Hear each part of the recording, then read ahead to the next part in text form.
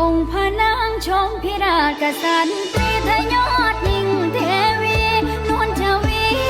เรื่องบารมีปกปักคุณป้องปิ่นเมืองนครจึงได้หุ่งเรืองลือเรื่องทั่วทินสายามยงยังย้ายยิ่งละไมงามตาบ่มีใครเทียมเทียบเท่าพระบุญญาแก้วแก่นองค์พระงากิริยาอ่อนหวา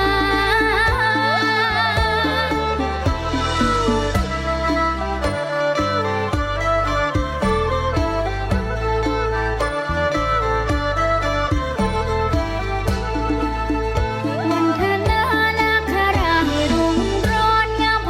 ศาลียศเรามาโมดเปรมปรีตุ่มไพทั้งถ้วยราชเกษมศรีพดุงได้อยู่ดีบารมีโปรดภา